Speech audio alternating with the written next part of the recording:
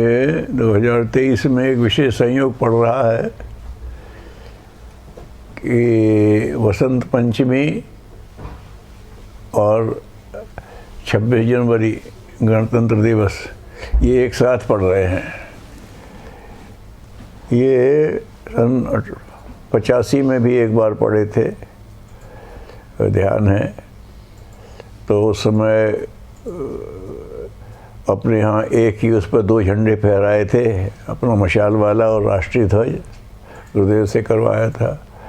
तो यहाँ ये ध्यान रख के चलना है कि ये जो अब ये 23-24 है, ये राष्ट्रीय विश्व स्तरीय हलचलों का एक बड़ा महत्वपूर्ण समय चल रहा है।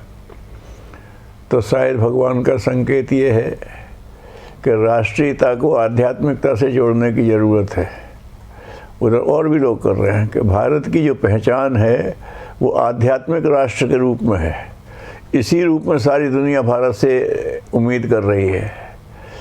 बीच में हम वो जो हमारी दास्ता की मानसिकता थी कि वो जो अंग्रेज करें सो अच्छा ये हो गया था, लेकिन आज तो स्थिति बिल्कुल दूसरी हो गई है। अब लोगों को दिखने लगा है कि आदमी अपनी शक्ति प्रदर्शन करके विश्व में शांति नहीं ला सकता, संभव ही नहीं है, एकत्व भी नहीं ला सकता।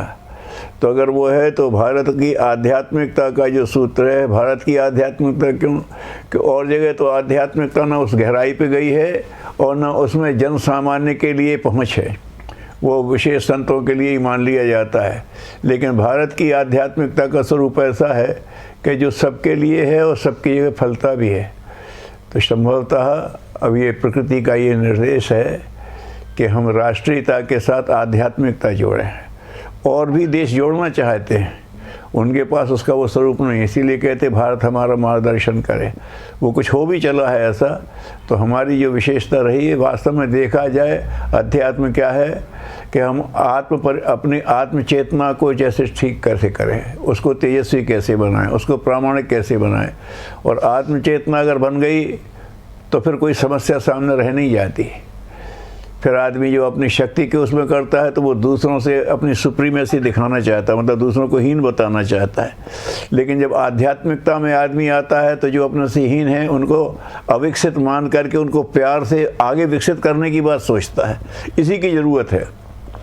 तो राष्ट्रीयता को आध्यात्मिकता से जोड़ा जाए, तो भारत जब राष्ट्रीयता को आध्यात्म से जोड़ेगा तो और देश भी जोड़ेंगे, और उसके बाद वो वसुधैव कुटुंबकम 21वीं सदी उज्जवल भविष्य का स्वप्न साकार हो सकता है। तो इस संकेत को समझते हुए कम से कम हर भारतीय को ये देखना चाहिए कि राष्ट्रीयता के साथ आध्यात्मिकता जोड़ें। इसके लिए विवेकानंद जी ने भी कहा था कि अगर भारत को आगे बढ़ाना है तो कुछ दिनों के लिए भारत को ही इष्ट मान लो, भारत माता को ही इष्ट मान लो, राष्ट्रीयता को ही लेकर के चलो। क्योंकि जहाँ पर भी है ना आदमी व्यक्ति की जब हम व्यक्ति के संकीर्णता में पड़े, छोटे छोटे राज्य अपने संकीर्णता में पड़े तो हम बिखर गए, और जब वो संकीर्णता से ऊपर तो हम फिर एक हो जाते हैं। तो आध्यात्मिकता हमें फिर से एक सूत्र में बनाती है और ये बिखेरती है। तो इसकी ज़रूरत है कि हमारी राष्ट्रीयता अभी तरह तरह होते हैं, हम फलाने क्षेत्र कुछ नहीं, हम एक राष्ट्र के हैं और हम उस राष्ट्र से हैं जो वसुधैव कुटुंबकम और आत्मवत् सर्वभूतेषु का उद्घोष प्रारंभ से करता रहा है। जबकि पश्चिम के देश बिल्कुल पाषाण युग में थे, तब से हम ये सब चीज़ें कह रहे हैं।